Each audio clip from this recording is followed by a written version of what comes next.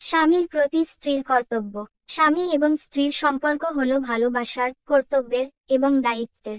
স্বামীর যেমন স্ত্রীর প্রতি বিভিন্ন দায়িত্ব কর্তব্য থাকা উচিত, তেমনি স্ত্রীর ও স্বামীর প্রতি কিছু কর্তব্য থাকে। আর একে অপরের প্রতি এ সকল দায়িত্ব কর্তব্য পালন করার মাধ্যমে একটি সংসার সুখী এবং সমৃদ্ধশালী হয়ে ওঠে। আসুন আমরা জানি স্বামীর প্রতি স্ত্রীর কোন ধরনের বা কী কর্তব্য আছে সে সকল বিষয়গুলো। স্বামী স্ত্রী এর মধুর সম্পর্ক সংসারকে সুখী করে তোলে।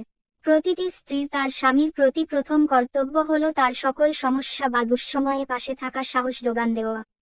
কারণ স্ত্রীকে বলা হয় অর্ধাঙ্গিনী, এর অর্থ হলো স্বামীর সকল কিছুর প্রতি প্রতিটি স্ত্রীর অর্ধেক অধিকার রয়েছে। এটি যেমন ভালোর বেলায় ঠিক তেমনি খারাপ সময়ও। আর একজন প্রকৃত স্ত্রী তার স্বামীর দুঃসময়ে কখনোই তার থেকে দূরে সরে না থেকে তার সমস্যাগুলো ভাগ করে নেয়। সর্বদা স্বামী নিকট সত্যিকে তুলে ধরা স্ত্রীর অন্যতম আরেকটি গুণাবলী।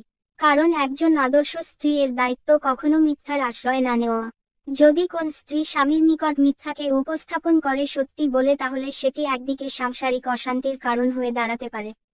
এবং যদিও কোনভাবে স্বামীর কাছ থেকে সে সত্যিকে লুকিয়ে যেতেও পারে, তবেও তার জন্য রয়েছে পরকালের কঠোর শাস্তির ব্যবস্থা। আর এটি সকল ধর্মেই একই। তাই একজন আদর্শ স্ত্রী তার স্বামীর নিকট কোন মিথ্যার আশ্রয় গ্রহণ করে না। স্বামীর আর্থিক, মানসিক, পারিবারিক ও পারিপার্শ্বিক অবস্থার সাথে তাল মিলিয়ে চলা স্ত্রীর একটি অবশ্য কর্তব্য। কারণ প্রতিটি পুরুষই ধনবান হবে তার কোন কথা নেই, বা ধন থাকলেও সংসার জীবনে অনেক সময়ই আর্থিক সমস্যা দেখা দিতে পারে।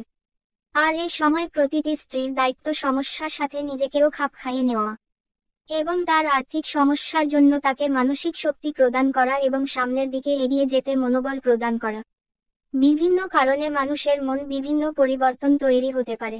মানুষের অনেক কারণে অনেক সময় মানসিক অবস্থা খারাপ থাকতে পারে, তাই স্ত্রীর অবশ্য কর্তব্য অবশ্যই মানসিক সমস্যার সময় কোন বিরূপ আচরণ না করা, বরং উচিত স্বামীর মন ভালো হবে এমন কাজগুলো করার।